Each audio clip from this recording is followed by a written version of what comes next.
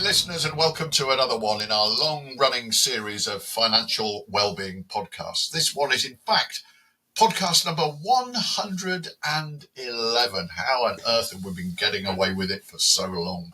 And the people I've been getting away with it with are with me now. Well, my name's David Lloyd, by the way. Probably better mention that in case this is the first time you've ever listened to this podcast and you're thinking, who is this bloke whittering on? Well, that's me. I live in Backwell, North Somerset. I'm a friend of Chris Budd, who I'm about to introduce, who many years ago said to me, David, we should do a podcast. I'll talk about all the clever stuff to do with money, and you just be the stupid one that doesn't know anything and keep asking me questions about it.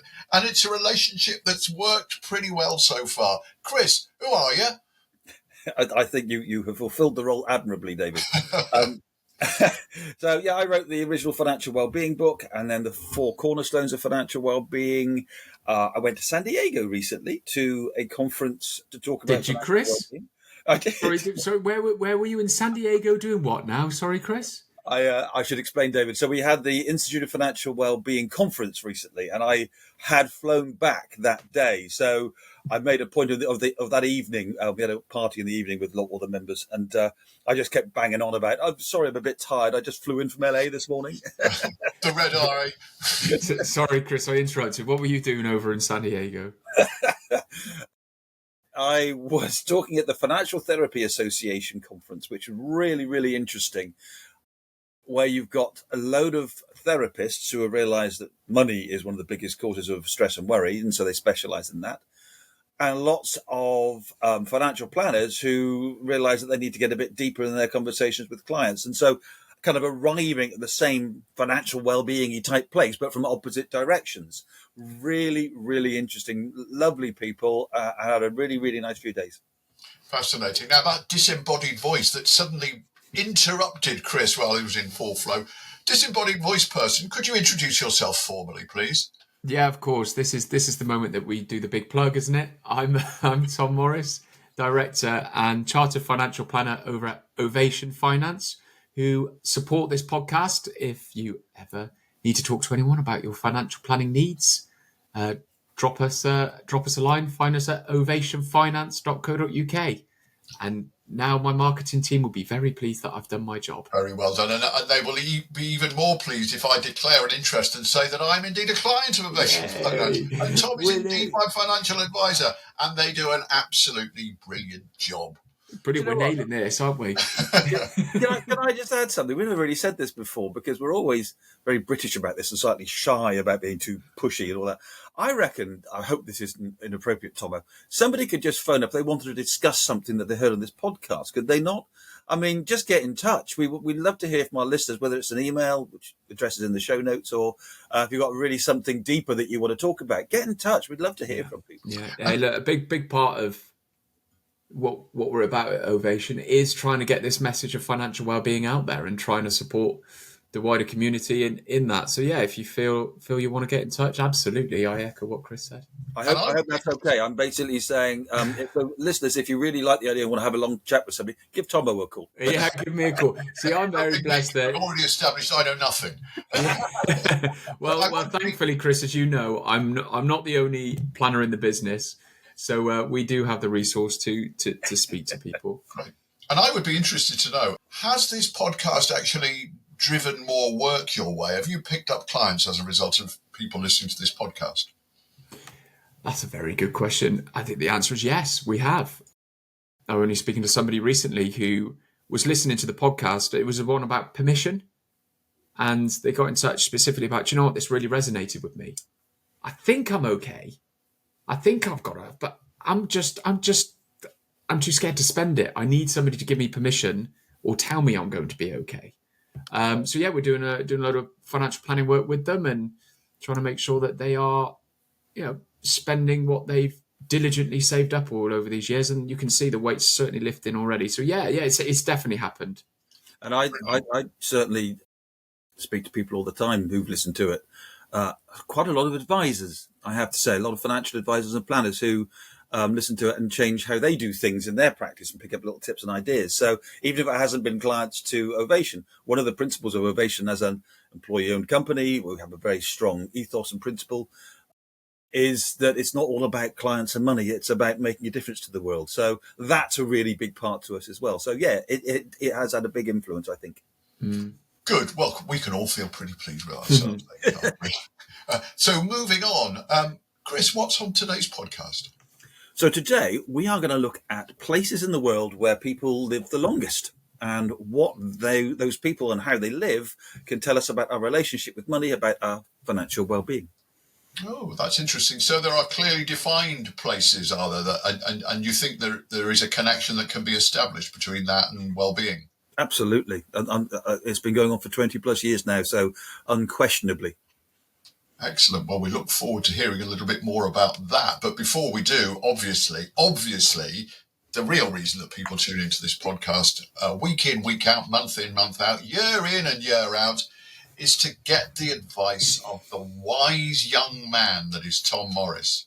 A man so wise and so tight that he's become a legend in his own lunchtime. A lunchtime, of course, that was celebrated when he took Chris and a colleague out to lunch, told them to eat whatever they wanted, but strongly recommended a particular meal on the menu, which they then duly had and thoroughly enjoyed. Turned out that he had a voucher for that very meal and that very meal alone, and thus was the legend Tight-Ass Tomo born. So, Tom, what have you got for us this week? No, before we do that, actually, Chris, I believe you might have something to tempt us with this week in the money-saving department. You know, David, I was about to say that was some of the best podcast hosting I've seen you do, but you just ruined it all at the very end. Well, I just make it up as I go along, and then sometimes I just cook it up, really. No. So look, I've got a fun, silly little tip. Save money on buying compost by making your own. Now, that's not exactly a new tip, right? But I've got I literally made this up myself. I wonder if you can tell. Add hair to the composting process. So I was shaving in the garden the other day because with an electric shaver. In the garden? I got my toenails in the garden because it's... Oh, gosh. So it means they don't all go all over the kitchen floor. Exactly. So I was shaving with my electric shaver, shaving my beard a bit shorter, and I was just watching all of these hairs fall on the floor. I think, where do they go? Well, does hair decompose? Well, according to a website by Ecology Action, it takes hair 2 years to decompose. But if you put it into your compost pile, it helps the compost retain water 4 times as well as putting soil into your compost, which is another thing people do. It can also be used when you plant plants.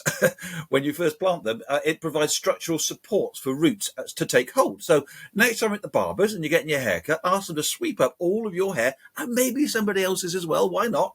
Put it in a bag so you can take it home and use it in the garden. Marvellous advice there. Marvellous advice there. So, Tom, Dave, we're waiting for your tip now. So look, my tip is, and it's find a family member or a friend who is really good, not even good, great at DIY. And this is my own personal experience. Is my wife's stepfather is amazing at DIY.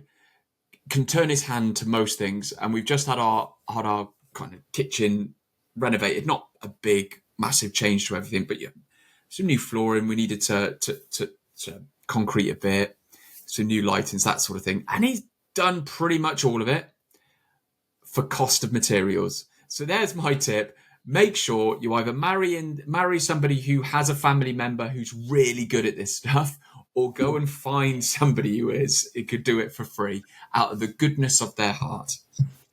Very good. So exploit a relative is this week's Tight-Ass Tomo. Yeah, if you want to summarise it, that's probably a perfect way of putting it. So yeah, Rob, if you're listening, thank you, buddy. I really do appreciate all your hard work.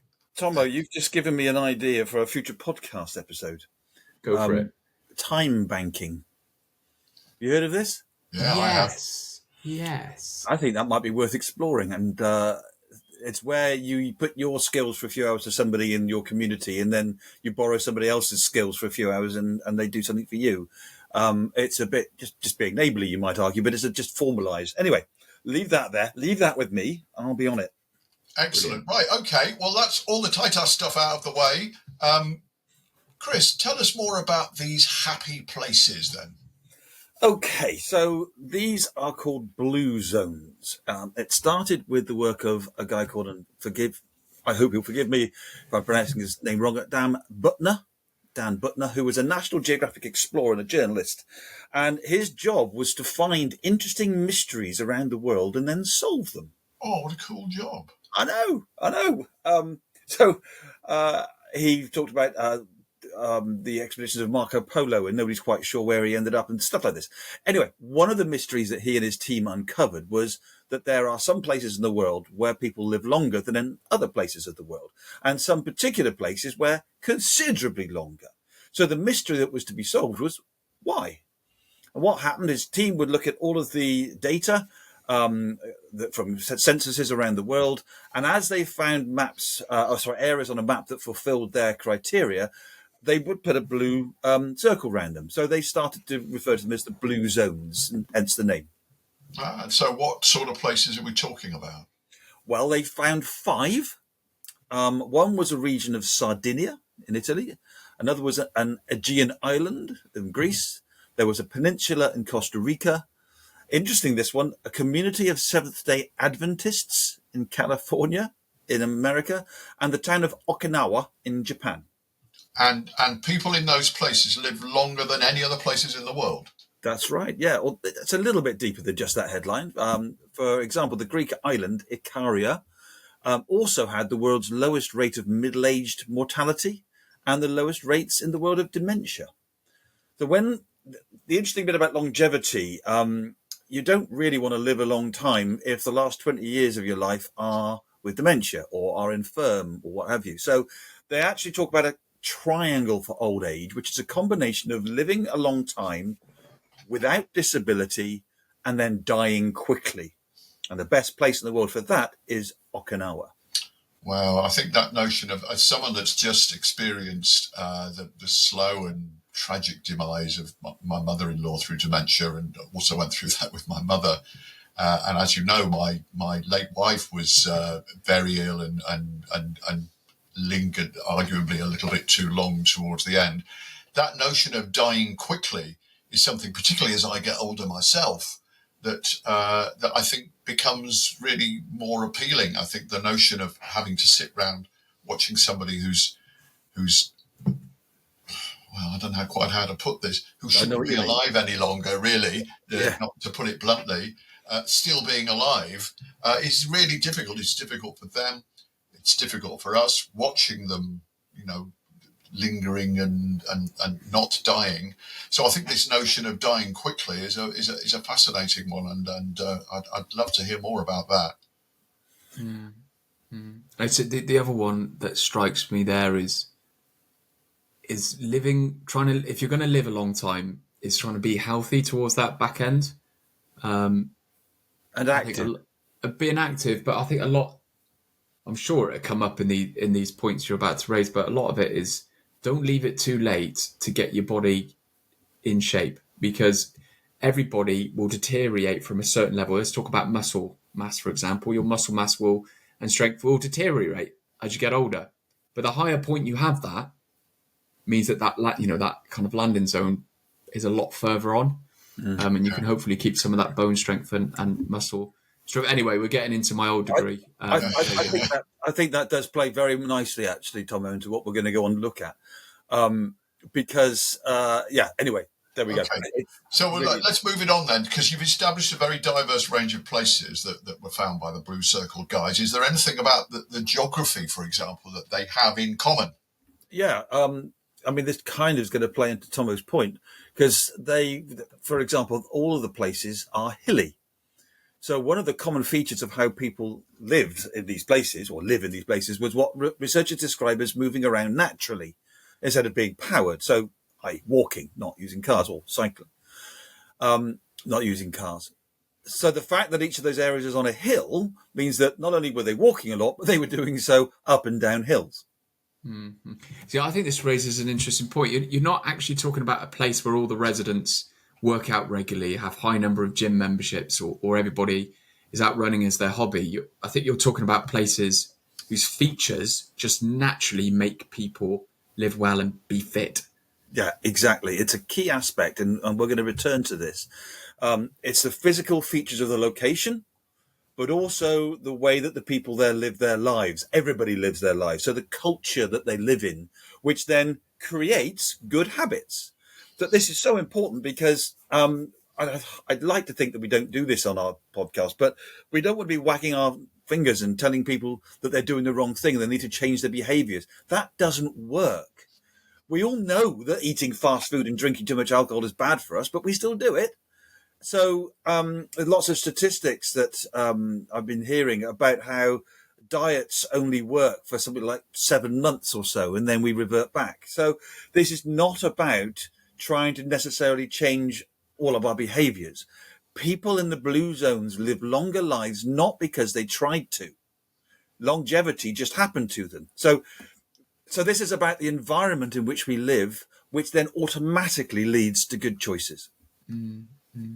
So I don't know why it's popped into my mind. Is a quote that I've read before that I really liked. I can't remember quite who this is attributed to, so apologies. But it says, "If I'd have known I was going to live so long, I'd have taken better care of myself." So true. Very true. This bloke goes to the doctor. The doctor checks him over. He says, "You could live to be 100." And the patient says, "Well, what would I have to do?" And the doctor says, "We've got to give up smoking, give up drinking alcohol, exercise regularly, and don't eat meat." And the patient said, "Well, if I did all that, why would I want to live to 100? Amen. So let's have a look at what it was about these blue zones that distinguishes them from other places where life expectancy is not so high. Okay, so the researchers, as I said at the beginning, this has been going on for 20 odd years. So there's been a lot of work done on this, many books and so on. The researchers found that they categorized them down into 9 areas of life that they found were common to the life and culture of these areas. So we already touched on one of them, moving naturally. I'm assuming diet's going to be one of them. It is, although they're quite specific. So in the blue zones, they eat much less meat, on average only 5 times a month. They eat lots of pulses and beans, and fish actually not quite as much as one might have imagined, about 3 times a week. Yeah, and what about the amounts? What about portion size? Yeah, that's a big factor as well. They all ate their smallest meal early evening and then didn't eat again. And we're going to come back to that point. Any other guesses? Well, I bet they're not allowed to have a drink. Actually, no. One of the common factors, 1 to 2 glasses of wine per day, which is generally taken with friends or with a meal. Can I just jump in a light-hearted anecdote just to break this up? Yeah, I once had a client who was putting through a life assurance application, and you kind of have to put all the medical details, and they ask you about how much alcohol you drink. And he put 24 units of alcohol a week. I questioned him on this. I said, that's 12 pints a week. He said, yeah. And he said, yeah. He promised me it was accurate. He said, but he didn't drink anything in the week. He just drank 12 pints on a Saturday night. He's very proud of that. I don't drink in the week. 12 pints on a Saturday night. That takes my liver a week to recover. That is definitely not somebody that one of the habits of the blue zones, I can tell you. So come on, David. We've done, what was this, episode 111. So we've done 110 before these. We should be able to get these, I reckon. So we got so far, move naturally, a glass of wine, I love that one, eat healthily, and portion sizes. I'm going to go with the quality of social relationships. Yeah, and being involved in a community as well. Sense of purpose. It's got to be in there, surely. Sense of purpose. Yeah, all 3 correct. Again, a little bit more specific. So on social relationships, they found that this particularly related to family. The people in these blue zones keep aging parents nearby, for example, who've had very close-knit family relationships. Community is a biggie, definitely a big one. But again, actually really quite specific. all but 5 of the centenarians that they interviewed, and there's hundreds of them, all but 5 of them belonged to a faith-based community which had regular meetings. That sounds like being a Bristol Rovers fan or a Bristol City fan. They have the faith that they might be good next year, but they never are. Sorry, that was a dig at both of you, wasn't it? Well, Gloucester fan. Equal opportunity insulter. I like that. You got both of us in. I mentioned Gloucester Rugby as well, so don't worry. And then finally, sense of purpose. Yeah, they reckon having a strong sense of purpose can add up to 7 years onto your life expectancy. 7 years. Incredible. I mean, this is we talk to clients all the time about how purpose fits into their lives, and we can see that it makes a positive impact from this 110 episodes before this. But 7 years. That's amazing. Anyway, talking of 7, and we've got, I think now 7 of the 9 that you talked about, 2 left. You mentioned before, I think, Chris, that Buddhist monks are found to be amongst the healthiest people, which is put down partly to meditation. Is that part of it? Because I can't imagine meditation is big amongst the Seventh-day Adventists. It's not specifically meditation, but that's an example of it. It's a period of what Buettner calls downshifting each day. So it could be meditation, it could be taking a nap, my personal favourite thing to do, or even just having a moment before a meal to say grace, something that just slows you down, stops you, makes you just reflect on the good things in life, and therefore reduces stress. Come on, one more. I'm drawing a blank here. I think you might have to give us this last one. This one especially interests me. It's about being around other people who are also following the above healthy behaviours. They call it finding the right tribe. For example, if all your friends are obese, you are far more statistically likely to also be obese. The same goes for all the other criteria. For example, just if you're a student and all your housemates eat poorly, you're probably going to be eating poorly too. But if 1 or 2 of them cook healthily, then others are more likely to follow, and you will be more likely to eat healthily. When the Blue Zone team, and I'll tell you more about this in a bit, but when they go into cities and put this into practice, they reckon they need about 15% of the population to follow one of the new things, and then everybody else will start to follow. That's the figure, which is really interesting. This is actually the reason why we founded the Institute for Financial Wellbeing, so that financial advisors interested in the theories of wellbeing and then applying that to the financial planning process will be shared with a like-minded community, and therefore we get to that 15% figure and everything else will start to follow. Great. Okay. So far, so good. But I think there's one key question I think it's only right to ask. Has this been tested at all? Because it's all very well saying that people in one place lived a long time because of certain reasons, but there could be other factors, or it could be a coincidence. So have they put what they've learned into practice? Yes, they have. As I just touched on, the results of their interventions are absolutely extraordinary. And to be honest, this is, as I said, not new, and some of our listeners will have heard of this before. It's fairly new to me, and the impact of some of this is absolutely made my jaw drop. So it's called the Blue Zone Project, and they've gone to over 50 cities around the world, and they have applied the principles that they've learned from these blue zones. So they do things like they get councils to change their policies. So it might be promoting cycling, for example. They have sessions with groups of people. Well, they'll teach them about nutrition. They talk about having sessions where they teach people how to find a sense of purpose and how to act upon it. But what's really important is they do it not by education necessarily, or not just by education, not by nagging, but by changing the environment in which people live. Just to give one example, David, you mentioned earlier on portion size. They went into restaurants and they changed the size of the plates from 12 inches to 8 inches. So the portions that were served were automatically smaller. Yeah, that's fascinating, isn't it? I mean, I've, over the last couple of years, taken various steps to just make myself a little bit healthier.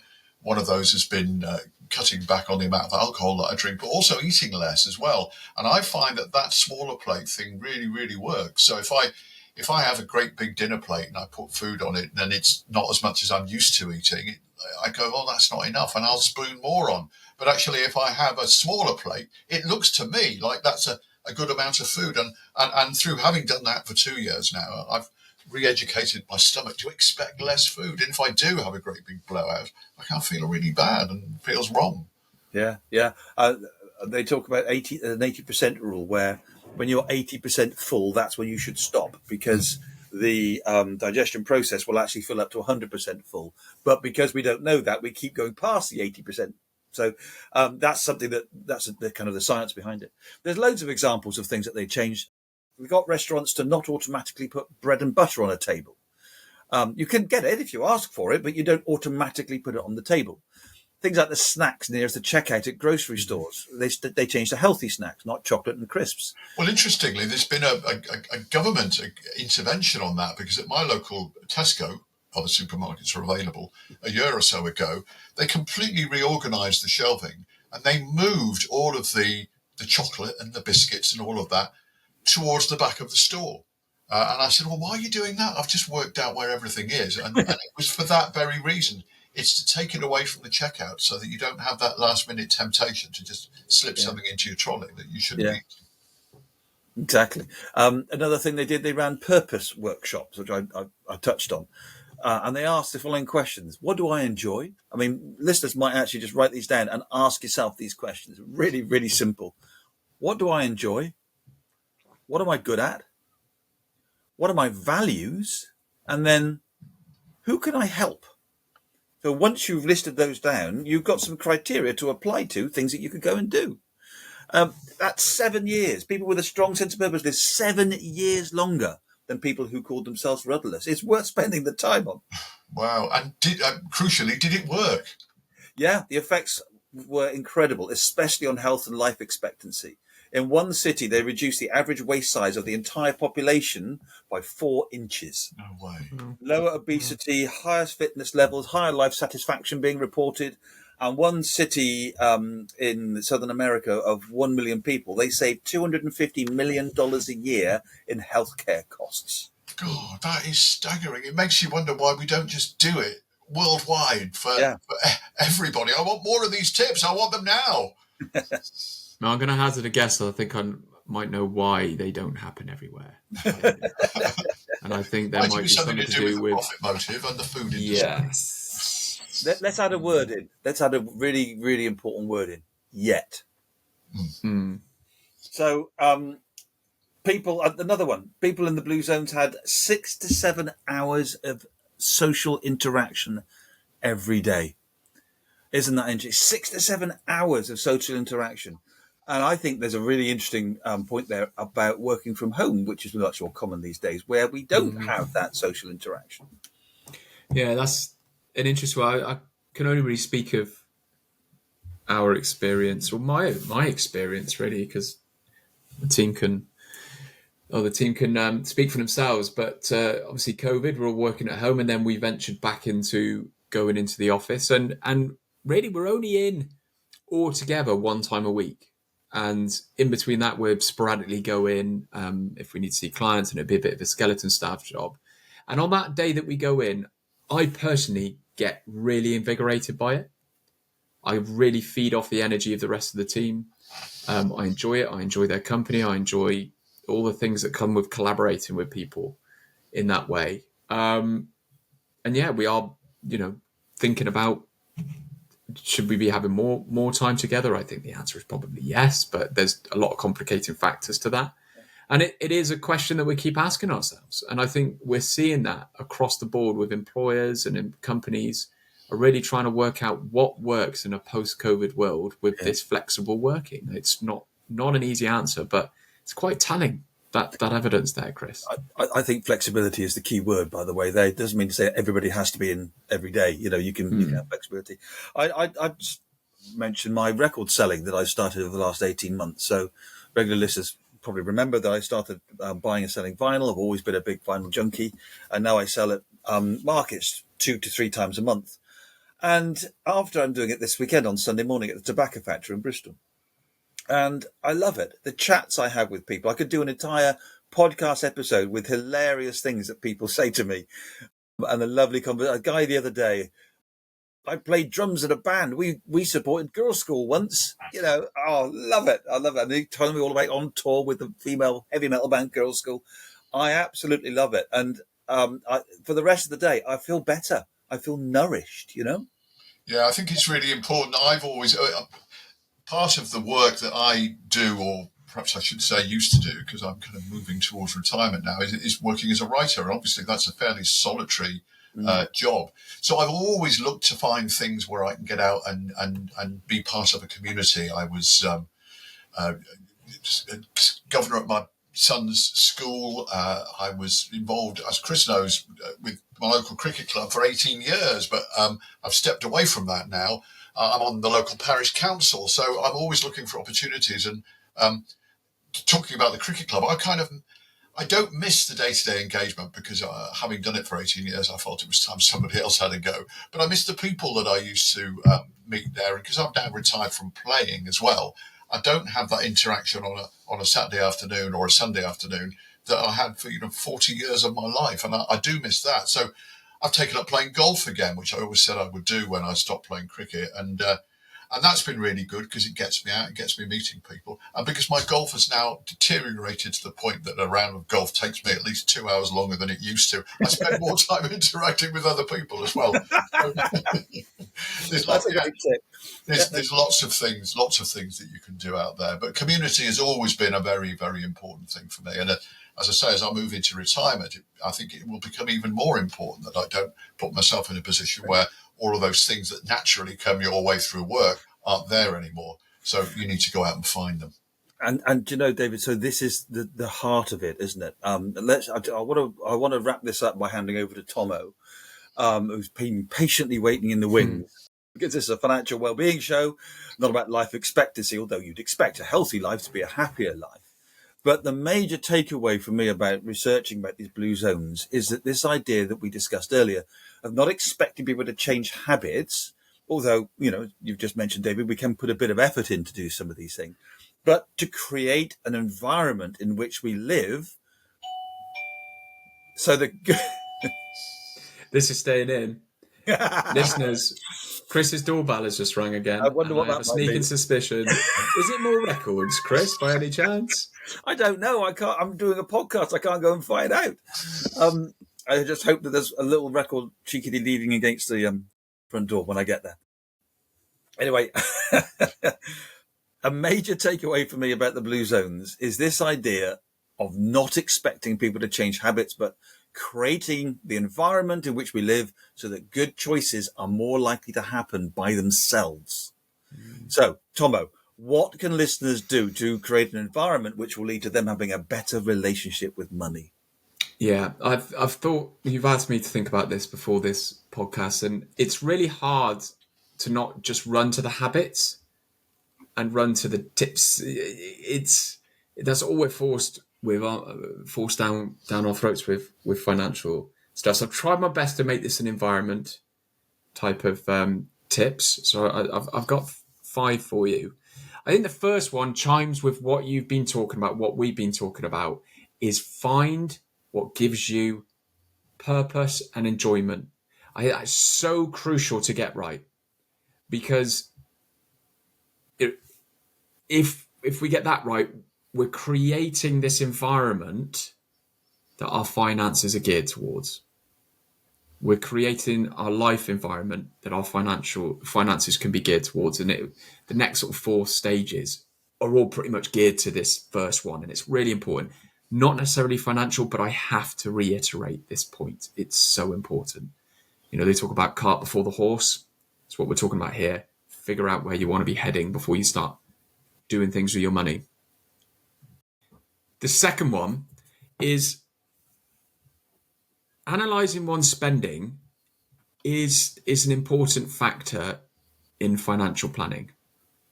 But take some time to figure out a way that works for you so that you're actually creating the environment that you feel comfortable and it's easy for you to go and do it. So here's some examples. So you now got a lot of what's called open banking. So there's apps available where you can actually link your bank account and the transactions sort of automatically create this breakdown of your budgeting. It needs a little bit of input from you, but it's very light touch, but you can go in every couple of months and see what's happening. Is that a little bit of input just to set it up in the first place? Yeah, set it up, but also to make sure it's going in the right categories might need a little bit. It's like AI. Once it's learned what's right for you, it kind of starts to do it automatically. You've got the good old-fashioned looking at your bank statements and poring over them, using a spreadsheet. Whatever it might be, find what works for you. Again, that creates the environment that you'll actually feel as though you want to go do it. I say want, or feel it's easy to go do it. Third one, you've worked out what you want to do in life, or what gives you purpose and enjoyment. You've worked out how you can understand where your money's going and how much might be left over. Next bit is automate your savings. Create an environment where you're automatically saving for that future and what you're trying to achieve. So I'm thinking here, direct debits set to certain savings accounts. Also, a great way of automation is looking at your workplace pension through your payslip if you're employed. You can turn up your contributions there and it's automatically done for you every month. Tip number 4, I really like this one. And Chris, I'm stealing this one from you. Mute adverts. Mute adverts. Chris, you won't mind me saying this, but when you go to the cinema, you wait right until the last moment to walk into the cinema to watch the film and won't watch the trailers and the adverts. Because, marketeers, adverts, they're there to try and make you buy things you might not necessarily need. So maybe muting adverts isn't a terrible idea of creating an environment where you're not sucked into spending money that you don't necessarily need to spend. And the 5th and final one is mute stock market news. Again, create... Amen. Yeah, right. Create an environment where you're not worried about the vagaries of what's going on with various asset prices going up and down. They do. They go up and down. But look at it maybe every 6 months to a year. Check in. If you've got an advisor, lean on them. But try not to worry and focus too much on stock market movements. It's not a particularly fun experience if you do. So create an environment where your investments are in the background, working for you, but not overtaking your life. There are my 5 tips. Well, that's great, Tom. And I think that's really good because, as Chris did point out when he asked you to speak about it, this is a financial wellbeing podcast. And I think we've talked a lot about the wellbeing. And I think what you've done there very succinctly is to give us some good tips for how we can apply that to the way in which we look after our money. So just to finish, Chris, because I'm absolutely fascinated by this topic. It's not entirely new to me, but I have found a lot of new information. Is there anywhere we can go to find out even more about these blue zones? Yeah, loads. Dan Buettner is on lots of different podcasts. I've listened to him talking quite a lot over the last week. He's written 4 books, including the Blue Zone Cookbook. And there's probably the easiest way for people to watch it. See, it is the Netflix series called Live to 100. I don't have to read. Go watch a TV show. How amazing! What amazing tip! Live to 100. I know what I'm watching next. That's the environment, isn't it? You create an environment that works for you. Yeah. Yes. One of the other tips: watch less telly, Tom. Yeah, but I don't get out much these days. I've got a young family, haven't I? So it's just chilling out on the couch, isn't it? Excellent. So yeah, different strokes for different folks, as they say. Well, that's been a really, really interesting chat today. I mean, not that they aren't always, obviously, but I think this is one that's particularly chimed with me. And I hope it has with you at home too. And I also hope that you'll join us next time we present another one of our financial wellbeing podcasts. If you want to be notified of upcoming podcasts, make sure you click the subscribe button. For more information on the topics discussed in today's podcast and to purchase a copy of the Financial Wellbeing book, please visit www.financialwell-being.co.uk. We'd love to hear your thoughts and ideas on financial wellbeing. You can send us an email at contact@financialwell-being.co.uk. You can follow us on Twitter @FinWellbeing. Chris is Ovation Chris, and David is @Dave_Backwell. This has been an Ovation Finance production. Thanks for listening to the Financial Wellbeing podcast. More interesting than you might think.